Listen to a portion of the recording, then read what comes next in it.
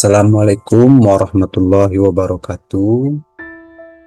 Bismillahirrahmanirrahim. Alhamdulillahirabbil alamin. Wassalatu wassalamu rasulillah amma ba'du.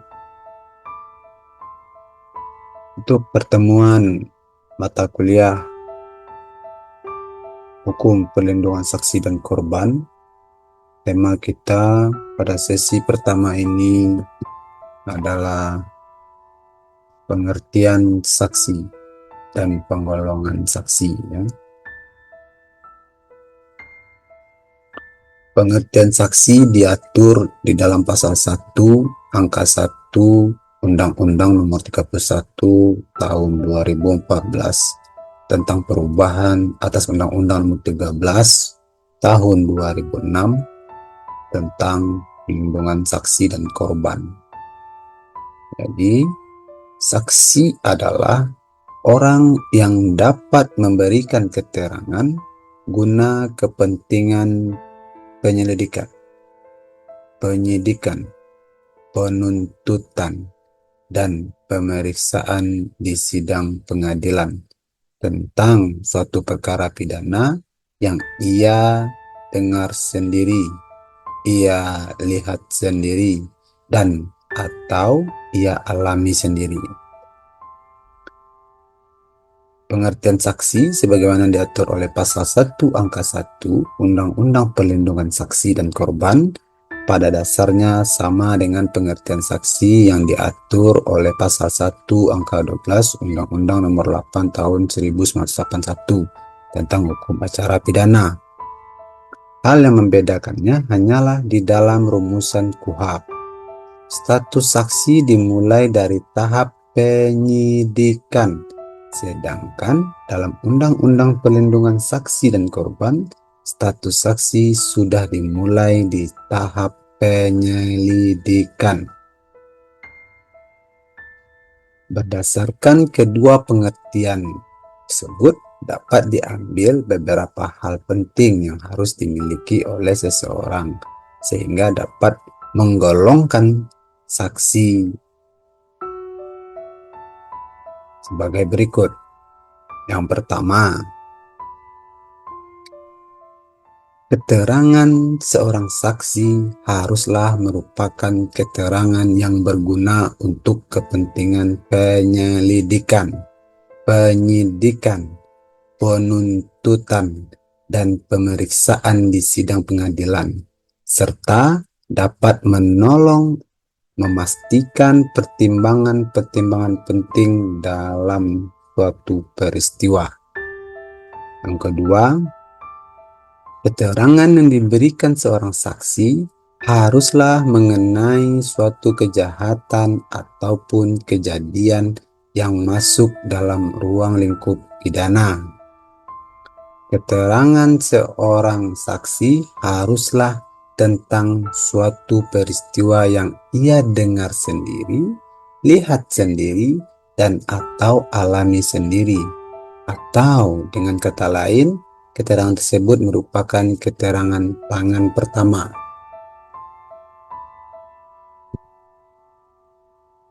Penggolongan saksi.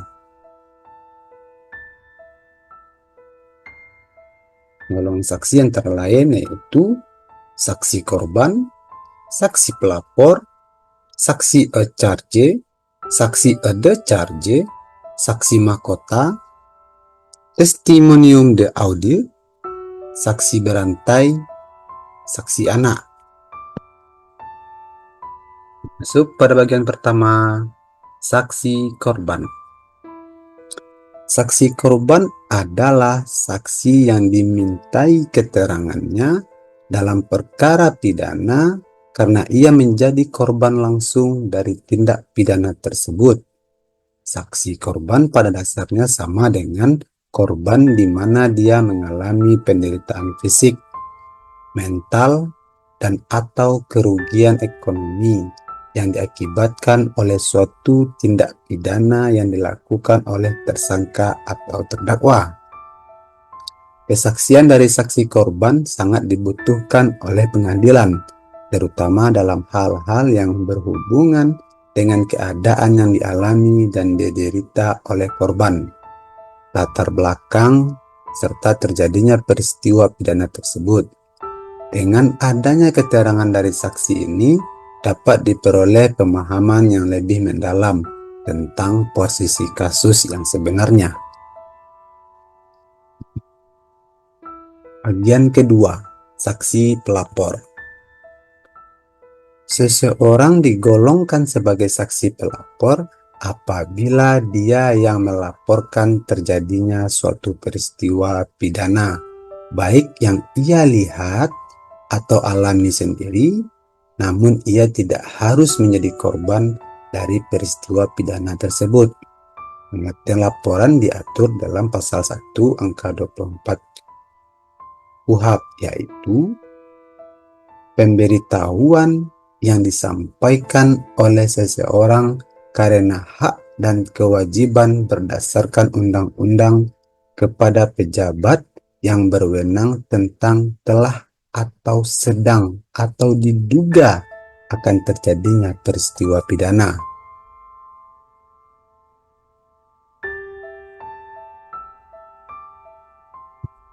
Bagian ketiga, saksi e-charge. Saksi e-charge adalah saksi yang memberi keterangan di dalam persidangan, di mana keterangan yang diberikannya mendukung surat dakwaan dari jaksa penuntut umum, selanjutnya disingkat JPU, atau memberatkan terdakwa. Berdasarkan pengertian tersebut, maka dapat diketahui bahwa saksi ini dihadirkan ke persidangan oleh JPU. Saksi e-charge diatur di dalam pasal 160 ayat 1 huruf C Kitab Undang-Undang Hukum Acara Pidana.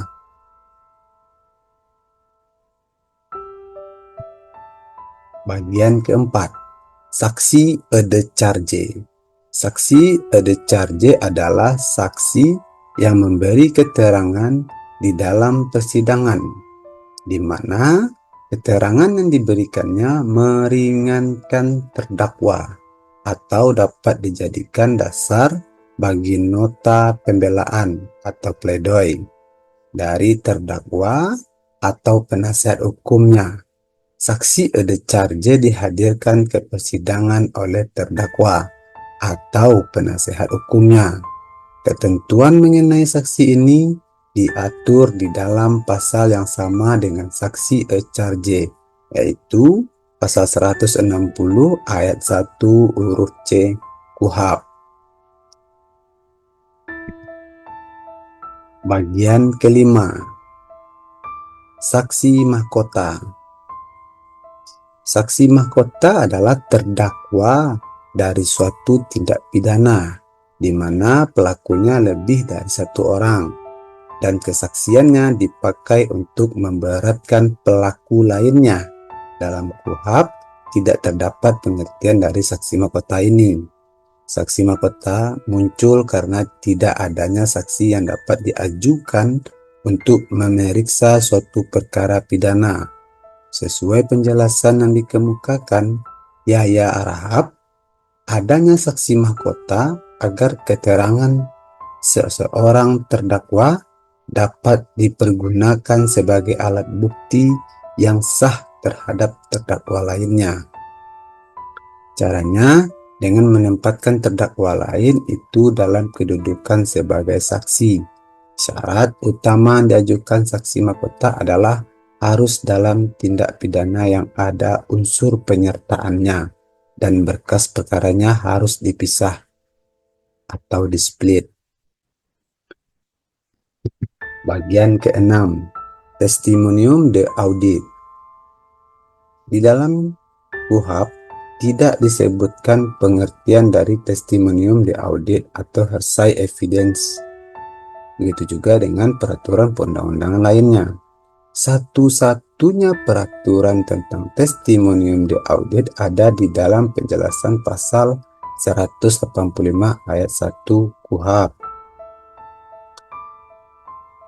Untuk menghindari kesalahpahaman tentang pengertian dan definisi testimonium de audit, maka kita mengambil salah satu pendapat ahli, SM Amin, menyebutkan atau berpendapat bahwa keterangan-keterangan tentang kenyataan-kenyataan dan hal-hal yang didengar, dilihat, atau dialami bukan oleh saksi sendiri, akan tetapi keterangan-keterangan yang disampaikan oleh orang lain kepadanya mengenai kenyataan-kenyataan dan hal-hal yang didengar, dilihat, atau dialami sendiri oleh orang lain tersebut. Prinsip umum tentang testimonium de audit yang pertama, oleh karena keterangan yang berbentuk testimonium de audit bukan keterangan tentang apa yang diketahuinya secara personal, tapi mengenai apa yang diceritakan orang lain kepadanya atau apa yang didengarnya dari orang lain. Lebih besar kemungkinan tidak benarnya. Alasannya, keterangan yang diberikannya tidak berasal dari orang yang pertama. Yang kedua, sehubungan dengan itu, testimonium de audit berada di luar alat bukti, karena isi keterangan hanyalah repetisi atau pengulangan dari apa yang didengarnya dari orang lain. Yang ketiga, termasuk juga keterangan yang dibuat atau diberikan di luar proses persidangan. Bagian ketujuh, saksi berantai atau Captain Bewitch. Pendapat Ramelan, saksi berantai adalah keterangan saksi untuk setiap perbuatan terdakwa, dikuatkan atau bersesuaian dengan keterangan saksi-saksi lain untuk masing-masing setiap perbuatan yang berdiri sendiri, tetapi perbuatan itu sama sifatnya. Keterangan ini bisa dipakai sebagai alat bukti yang sah bila keterangan masing-masing saksi saling berhubungan sedemikian rupa sehingga dapat membenarkan suatu kejadian atau keadaan tertentu. Hal ini sesuai dengan ketentuan pasal 185 ayat 4 KUHP. Saksi berantai ada dua macam. Yang pertama, beberapa kesaksian oleh beberapa saksi dalam suatu perbuatan. Contoh, misalnya A melihat B menganiaya C di kamar mandi sekolah. Setelah itu A pergi. D kemudian masuk ke kamar mandi dan melihat penganiayaan tersebut. Dalam kasus ini, yang menjadi saksi berantai atas tindak pidana tersebut adalah A dan D.